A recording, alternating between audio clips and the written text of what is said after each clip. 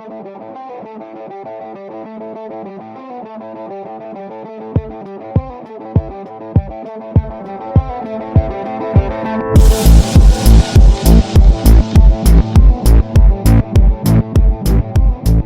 up, sports fans? This is Igor, your host for Boys Couch and Balls Cricket Edition. I'm joined by everyone, the normal people in the studio today. We've got Linda, Henny, Christoph and Chris, and we are here today to unpack the Ashes. Obviously, the third test taking place this week. Not a lot of rain. I'm just going to give everyone a quick recap before we start getting into it. England got bowled out for under 70 in the first innings by a rampant Australian attack. After Australia put a pretty modest total on the board as well. England was out of the game for most of it, and then they started creeping back into it during the middle period of their second innings after having been set 350 odd to chase down, and then some crazy shit went down and England actually won it. They needed 80 runs more with 1 wicket in hand, or around about 80, and then the Ben Stokes show ensued, and they got it. So Linda, let's chat about this. Where do we start? Well, yes, England got absolutely dominated for 2.5 days of Test cricket. They were never in the game. They literally had no chance of winning it. And then by the end of Australia's second innings, I think Ben Stokes bowled a 15-over spell, and he took 3 wickets and just changed the course of the game. Instead of chasing 450, which looked really likely, they were chasing 359. But still, given they were bowled out for 67 in their first innings, still looked like more than enough for Australia. But then England decided that they are actually going to have a bat. Yeah, so they dug in. I think Ben Stokes, for his first 50 balls, he got 2 runs in their second innings, and actually Joe Root made, I think, 70 odd or something, also made some runs. And then today, I am still a bit in shock. I don't know if you guys couldn't believe what my eyes were seeing. I hated myself. Now the Sir Arise Ben Stokes chants are going to start happening again. We already saw that with Jofra Archer after he took 6 wickets in the first innings. He has been phenomenal with the ball. He took out Steve Smith in the first innings. So he's also been their special player. He's been their breakthrough star ever since that World Cup. Sky Sports asking their fans, was Ben Stokes' innings the best test innings in history? Obviously, Ben Stokes' innings was better than Hashim Amla's 311 in England, and also better than AB de Villiers' 279 in India. And I don't know. Mara's 400 against England. But obviously, since it is Stokes, and since we are talking about the best cricket team to ever walk the earth, it has to be Stokes. But in any case, I think before we get to how England won it, I think this match was more about how Australia lost it. You don't hear of teams often being bowled out for under 70 and then winning the game. For me, it was definitely the captaincy. I think Tim Payne got his tactics entirely wrong in the last 10 overs or so. Well, yeah, before that, I don't think it should have even come down to the last 10 overs.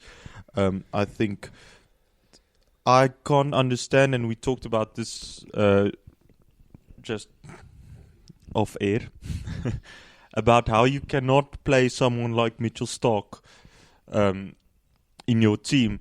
I mean, if you're a tail ender, there's one guy in world cricket that you do not want to face, and that is Mitchell Starc. He will bowl in-swinging Yorkers, and if you don't hit them, they either hit your wickets or they break your toes. So I can't understand why he was not playing. I think any tail would not even wag for 3 overs. If you have someone like Mitchell Starc in your team. No, I completely agree, and something that for me was pretty horrendous as well is Australia's decision in those last couple of overs when Jack Leach got in to not bowl to Jack Leach as often as possible, set the field back for Ben Stokes, and then just literally wait for Ben Stokes to either hit them or decide not to take the single. I think that was terrible. Especially given the bowlers that you have. I mean, they didn't have Stark, but you can see they still had Cummins to turn to. They still had Hazelwood to turn to. They also had Pattinson to turn to. The pitch was turning a hell of a lot, so they've got Lyon in the arsenal as well.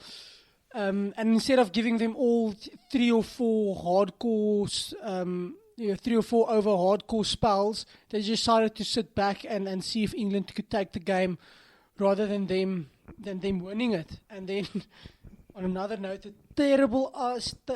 terrible umpiring and terrible review decisions of this Ashes series just continued. So, just to set the scene, England needed 8 to win, so Australia are in a bad position. Lucky they only need 1 wicket.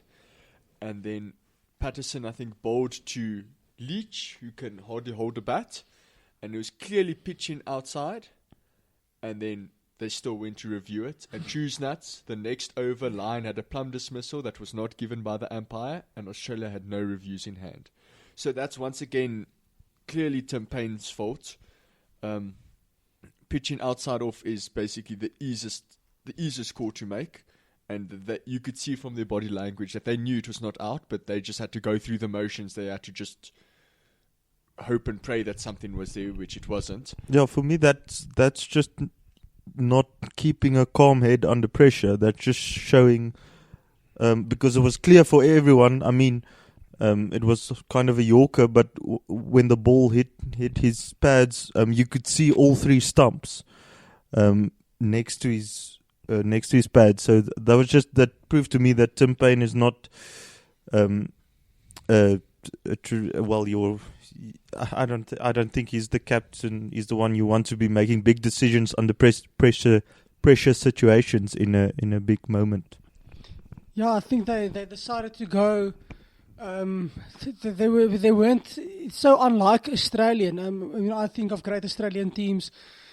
When they're in similar situations, they like to put pressure on the opposition, be very aggressive in their decision makings, get under the skin of the opposition, get fielders in, get your bouncers to bowl bounces consistently, and then they just didn't do that. And you have to think if someone like Steve Smith or Michael Clark was still captaining the side, this match definitely would have gone in another direction.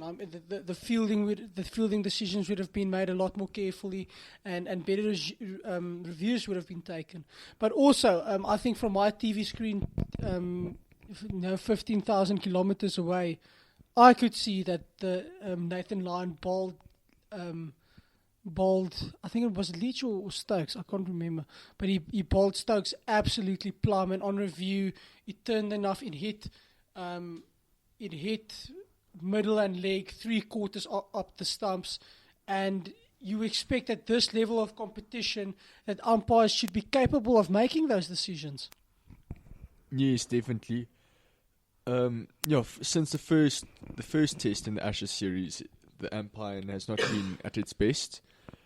I don't know if it's the heat or just a long umpiring year long cricket year for the umpires. Either way, it has put a sour taste in the mouths of cricket fans.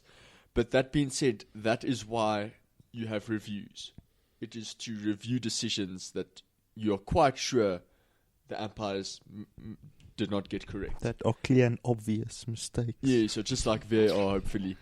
And so the blame, I won't put it in the umpire's hands, I'd put it on Tim Payne for the last 2 overs. But again, Australia really choked. They had their chances. I mean, when the stumping, Nathan Lyon stumping, also they need 10 runs left. It's an easy stump. It's an easy run out, and he drops the ball. He basically did a South Africa and dropped the ball and totally fumbled they dropped shortly before that. I think that was the previous over. They dropped the previous the catch. over. I think was it? I think Marnus Labuschagne. Yes, Oh, Marcus Harris. Sorry, Marcus Harris dropped and a then catch on at he third had man. quite not an easy one. He had to make up a lot of ground, but then he couldn't get. He got his hands on the ball, but he couldn't catch it. And then David Warner came close to catching, but that would have been a tremendous catch had he gotten it. So that one, there's Yeah, little blame to be put on that one. But yeah, But, Harris they had- dropped a sitter. Harris dropped At one, that level, and then definitely that run out. I mean, Australia had the game in their hands, and then just made it difficult for themselves. And then I think if you look at England, obviously they were up against it after the first innings. But I think I'm going to maybe say something that's a bit controversial. I don't think there are a lot of positives to take out of this game for England, except for the display of Ben Stokes. And Jofra Archer. And Jofra Archer taking 6 wickets that's pretty commendable.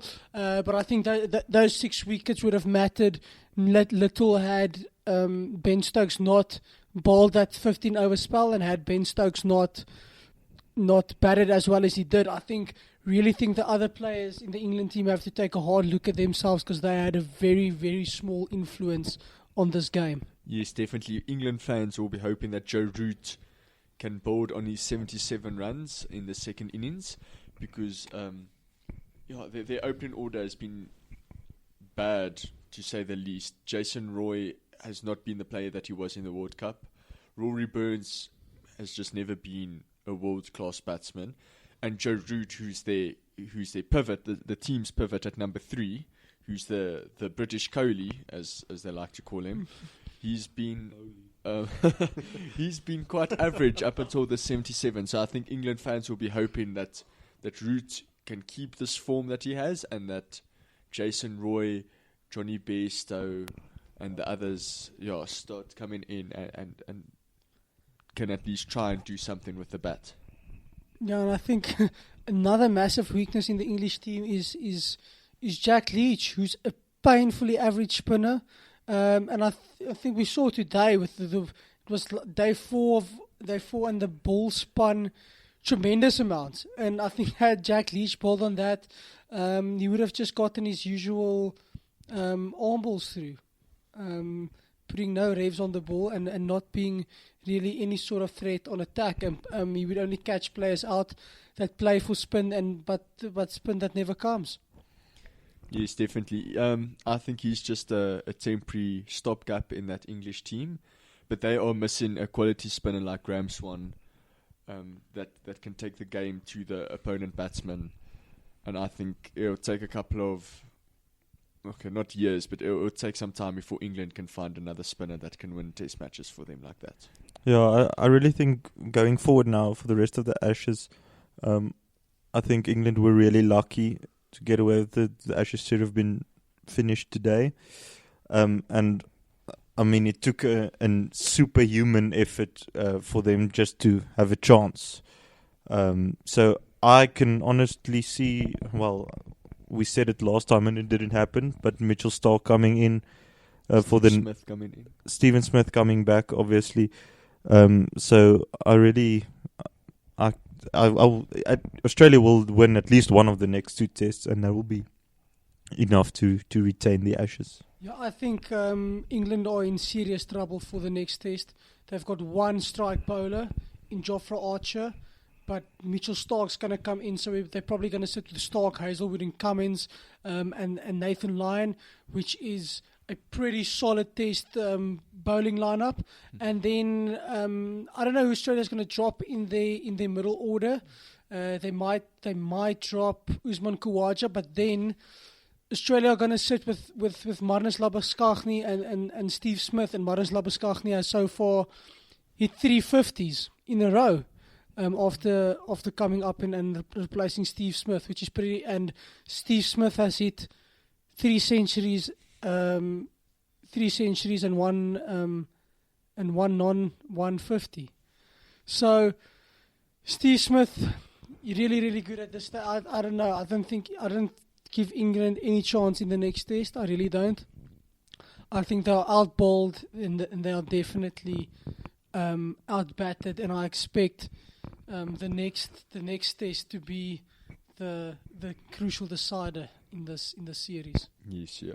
No, definitely. I think Australia might go a bit unorthodox and drop David Warner for You. Steve Smith. They don't have another opener, but he's been in horrendous form.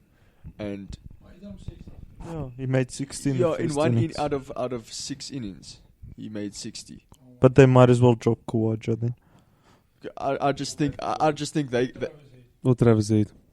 don't get me wrong. I'm a huge David Warner fan. I just think you don't want to drop a guy. You can't drop Labuschagne. You don't want to drop a guy like Kawaja who's getting his 30 runs every innings. But they have to look the at JP Dumney like player with an average of 25. You want to keep that guy in the No, team. They have to look at dropping someone who's had single figures the past 5 out of his 6 innings. It's something to look at. And also they've dropped Bancroft for this game. Or maybe keep Harris. Harris and Bancroft to But open. Marcus Harris is not particularly impressive. But I think David Warner is just that X factor player. If he comes off, he wins a test match for you, or he puts you 150 runs ahead. So I don't think they'll drop him. I think they'll keep him there. He needs some time at the crease after, sandpaper gate. And he's obviously, as well, I think he's one of their best fielders. So I think that probably saves him as well. Or gives him at least an extra test.